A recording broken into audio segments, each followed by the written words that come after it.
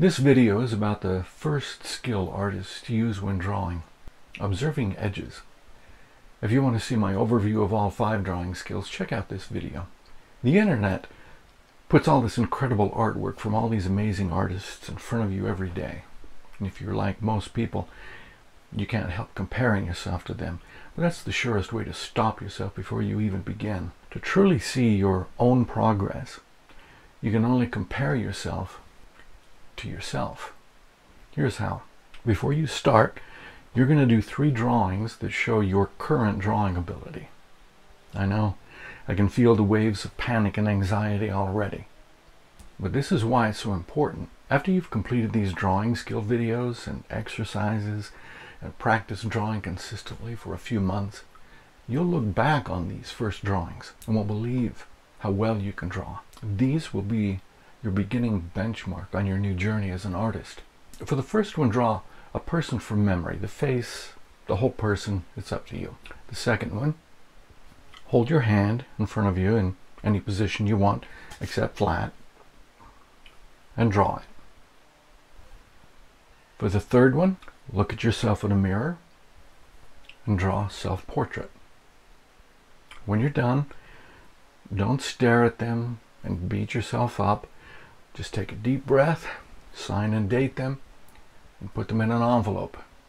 And put them away, and don't look at them again for a few months. Now for your first drawing exercise. It may be one of the strangest drawings you've been asked to do. There's a part of your brain that loves to name things.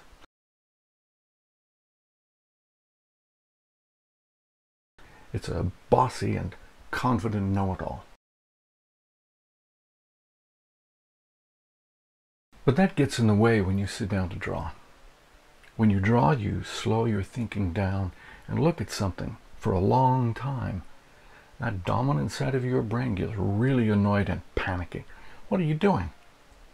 It's just a cat. I know how to draw a cat, remember?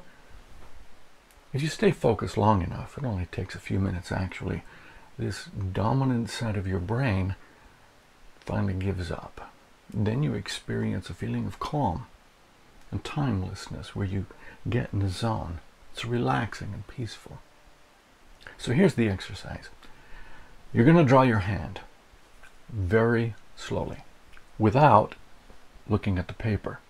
Sounds messed up, right? What's the point? You want to learn to draw better, and this is going to look like crap. But here's the thing. In order to draw better, you have to get the dominant side of your brain to be quiet and get out of the way. And this is the quickest way to let you experience that shift and see what it feels like. And more important, it lets you see that you can make that conscious shift at will, whenever you want. It's exhilarating and builds confidence. So here's what you do. Take a piece of cheap printing paper and tape it to your desk. Sit in front of it and get in a comfortable position. Put the pencil tip to the paper. Now, turn your torso 90 degrees away from the paper. You want to actually be in a position where it is difficult to see the paper as you're drawing. Hold your hand in an interesting position, anything but flat. That's the quintessential symbol of a hand. You're going to move from one edge to the next. And when your eye encounters those lines and creases around your knuckles, the pencil moves along too. You're going to let your eyes slowly travel along the edges of your hand.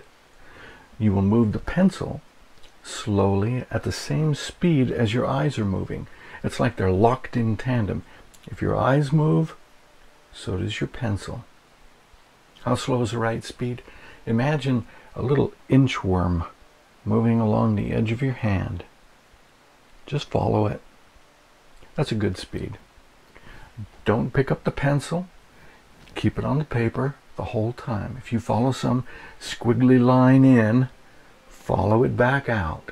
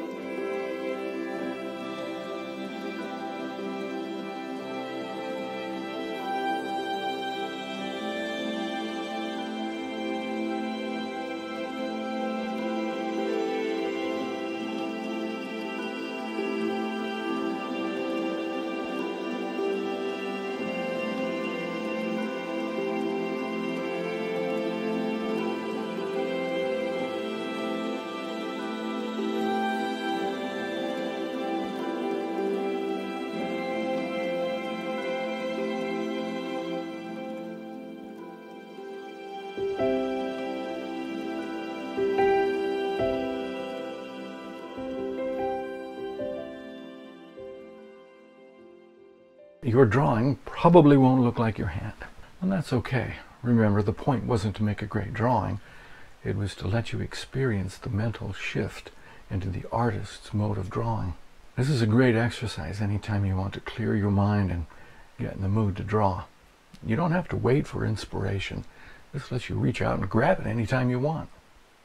If you want a more in-depth look at these drawing skills and more exercises, I highly recommend the book Drawing on the Right Side of the Brain by Betty Edwards.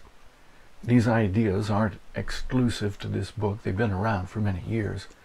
But this book pulls together all these ideas and can have a huge impact on your learning to draw. Just to be upfront, this book and author aren't a sponsor. I just wanted to share it with you.